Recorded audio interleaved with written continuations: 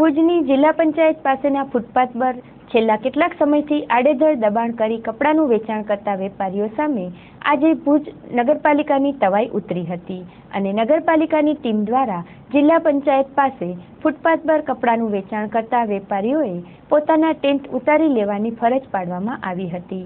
આ દબાણ ખુલ્લું કરવામાં આવ્યું હતું। સાથે સાથે જિલ્લા પંચાયતની સામે ખાણીપીણીવાળા લારી ધારકોના દબાણ પણ હટાવવામાં આવ્યા હતા।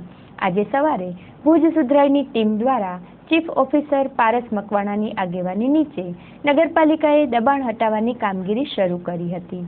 ખાસ કરીને ફૂટપાથ પર ટેન્ટ બાંધીને વેપાર કરતા વેપારીઓને અહીંથી ખસેડવાની ફરજ પડી હતી। આ વેપારીઓના જણાવ્યા મુજબ તેમના દ્વારા નિયમ મુજબ ફી ભરીને આ પ્રકારનો વ્યવસાય કરવામાં આવે છે, ત્યારે હવે અહીંથી ખસેડવામાં આવતા વૈકલ્પિક વ્યવસ્થા કરવી જરૂરી બની જાય છે।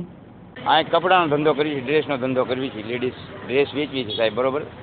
અને બેરોજગાર માણસ છે, અમારો કોઈ એવી સમજો કોઈ મિલકત નથી કે કોઈ અમે જમીનદાર નથી સાહેબ, અમે હાથમજૂરીવાળા માણસ છીએ, બાલ બચ્ચાવાળા માણસ છીએ અને આ ફૂટપાથ ઉપર અમે ધંધો કરી ખાવી સાહેબ। અને એમાં અત્યારે અમને ઊભા કરવામાં આવે છે તો અત્યારે જો અમને ઊભા કરી નાખે એટલે અમે બેરોજગાર બની જાય એમ છીએ સાહેબ, અને અમે બેઘર બની જાય એમ છીએ સાહેબ। એટલે મારી હાથ જોડી પ્રાર્થના છે કે કોઈ બી અમારા અત્યારે તમને આશ્વાસન દઈને ગયા છે સાહેબ, અને ચીફ ઓફિસર સાહેબે કીધું છે કે તમને કંઈ વાંધો નહીં આવવા દેવી, તમે ગરીબ માણસો અને અમને અત્યારે કહીને ગયા છે, પણ અમને આના જગ્યાએ જો કરી આપે સાહેબ તો એમના ઓહો ભાગ્ય કહેવાય ને। અમે આમ જો મીડિયાવાળાને હાથ જોડીને પ્રાર્થના કરીને કહેવી છે કે આટલું અમને જો કરી દો તો બહુ સારું કહેવાય। આ નહીં કારણ કે અમને શર્ટ થઈ ગયેલી જગ્યા છે, કારણ કે બધાને ખબર પડી છે 5-6 વર્ષથી અહીં કે આ બહેનો આવે છે, લેવા આવે છે। અમે બીજે અત્યારે અમે દુકાન લગાડવા જઈએ તો અમારે 2-5 વર્ષ નીકળી જાય ત્યાં સુધી અમે ભૂખ્યા મરી જઈએ સાહેબ, એટલી જ અમારી પ્રાર્થના છે, કારણ કે અમે અહીં શર્ટ થઈ ગયેલા છે સાહેબ। દબાણ તો કોઈના કહેવા નથી અમને હટાયા કે કોઈ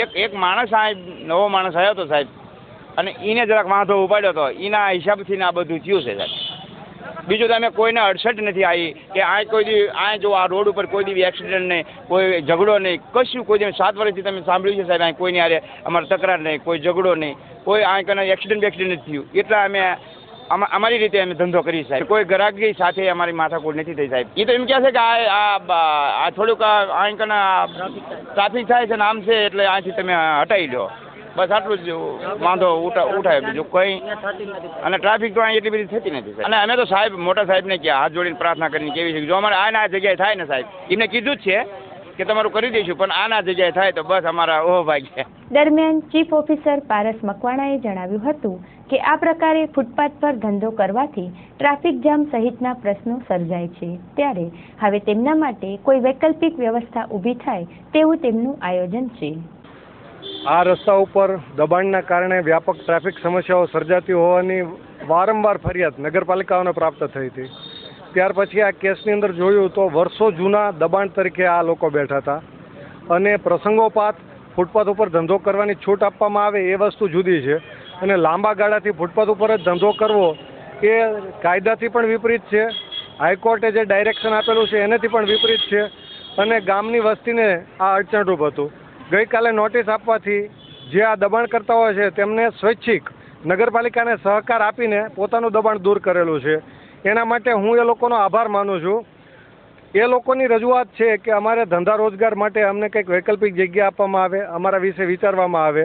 આ બાબતે એમને મેં આશ્વાસન આપેલું છે કે આવતીકાલે નહીં અને પરમ દિવસે જુદી જુદી 3-4 જગ્યાએ ક્યાં ધંધો થઈ કેવું છે અને ટ્રાફિકને અડચણરૂપ થાય એવું નથી એવી જગ્યાઓ તમે પસંદ કરી નગરપાલિકામાં આવો, આપણે ચર્ચા વિચારણા કરશું અને નગરપાલિકા તમારા પ્રત્યે 100% સહાનુભૂતિથી વિચારશે।